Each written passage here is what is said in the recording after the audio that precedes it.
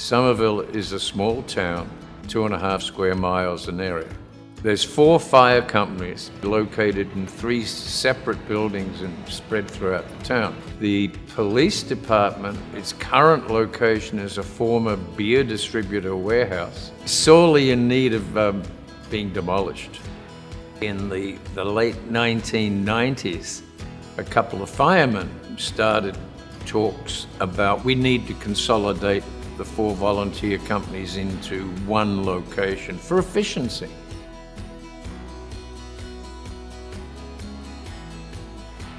In 2022, we broke ground, and the rest is history. They built it, and we're moving into it.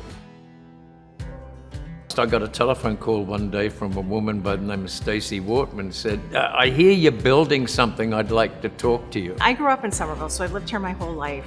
I knew that the project was coming up, and I just reached out to Colin and just said to him, I'm Stacey Wortman, I am a furniture salesperson, and I have a design background.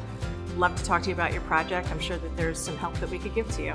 Dancker met and spoke with all the users, all the potential users, not just with the council and the design team.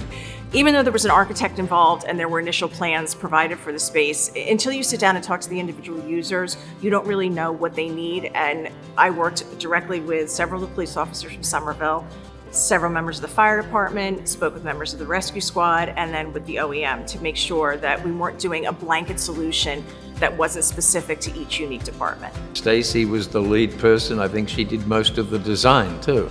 The challenge is bringing together 4 different entities that were used to having their own space and are now coming together into one building to preserve their individual cultures, but also have them in a space that they can be proud of and want to work together in, and to make sure that all their needs are met in one space.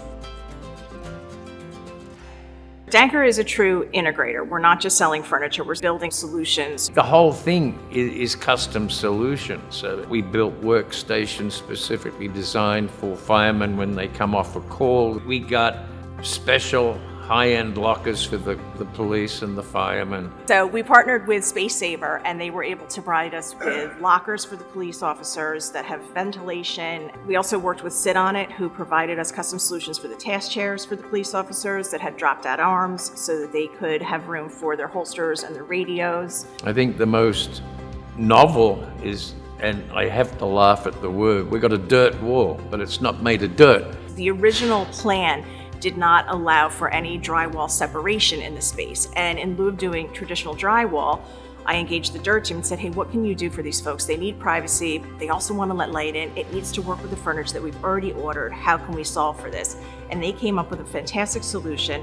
They were able to install within 4 weeks of when the order was placed, so they didn't hold up any of the trades. We were able to incorporate our furniture into it that was already ordered.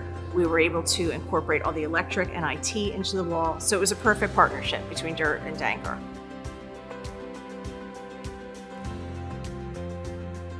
And now they've got stuff that actually works and can serve them well.